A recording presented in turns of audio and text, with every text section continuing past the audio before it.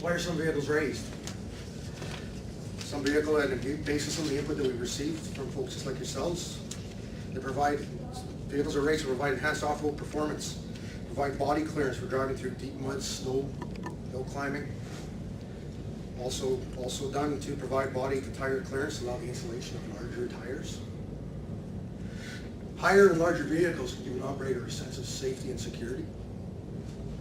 They've also been used to provide support for emergency measures organizations, workplace access, oil field, construction, agriculture, recreational uses, rock climbing, hill climbing, fishing and hunting, and of course aesthetics or looks.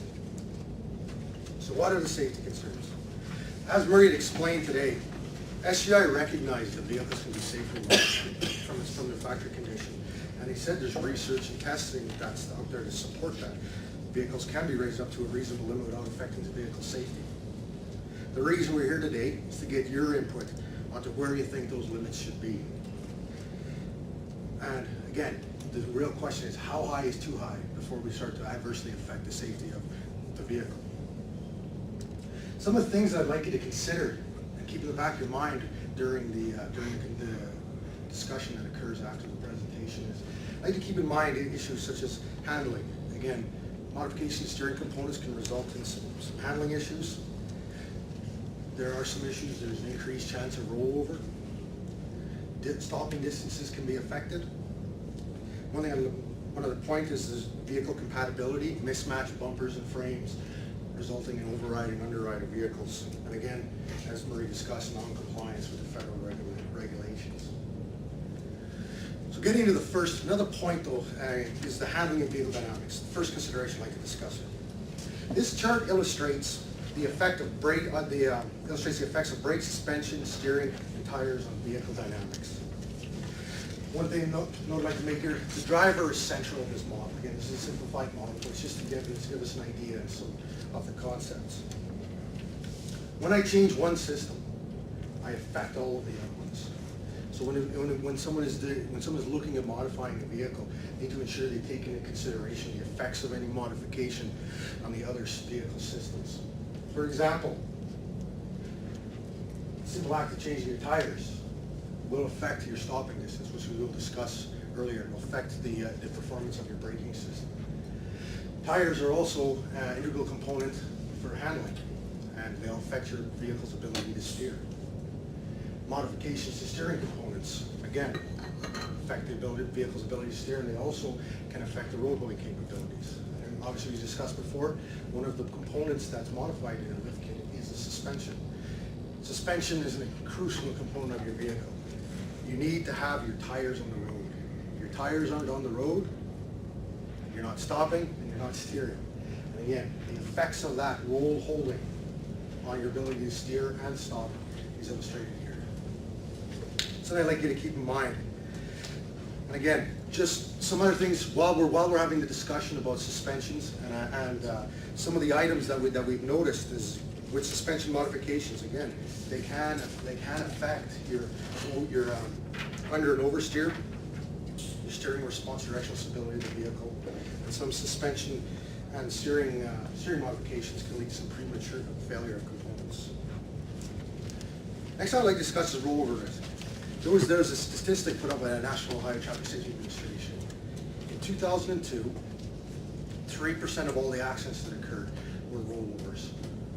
Of that 3%, the rollovers accounted for 1/3, 33% of all the deaths.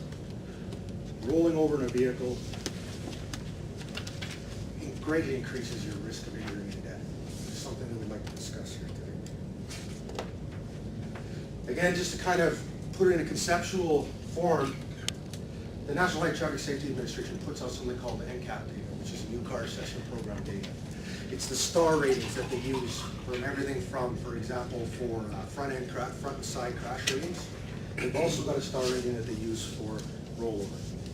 And this diagram illustrates it. As you can see, as the vehicle becomes shorter and squatter, the probability of it rolling over in the event of a collision is reduced. And as the vehicles become higher, and again, they maintain their width, they become top heavy, their chance of rollover increases.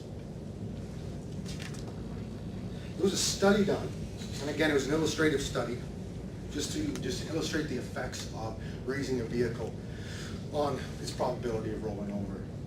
In the example here, the first line of the example is a stock vehicle. Stock tires, no lift. Its factory rating out of the factory is a 4-star crash rating, meaning it has a 10 to 20% chance of rollover if involved in a single vehicle collision. Second line, they install a body and suspension lift to 7 inches, drops the star rating, increased risk 20 to 30%. They continue to raise the vehicle and the addition of aftermarket oversized replacement tires. And as you can see, all the way up to the 38-inch, accounting for a 12 inch of lift, and at that point, they have over a 40% chance of rollover involved in a single vehicle collision operating this vehicle. Again, for illustrative purposes, every vehicle will be different depending on how it's loaded and the type of suspension modification that you make. However, it does effectively illustrate the point. Another example, just to kind of help us conceptualize the point. You took a 4x4 truck, raised it 6 inches. You'd have to increase its track width by 12 inches in order to maintain its same risk of rollover based on something called the static stability factor. 12 inches comes from this. You go up 6, then you go out 6 on this side. Now, the truck has 2 sides. There's your other 6 inches. That's where the 12-inch track width comes from. Stopping distance and tire size. The most common light truck stock tire is 32 inches maximum, usually what you'll find.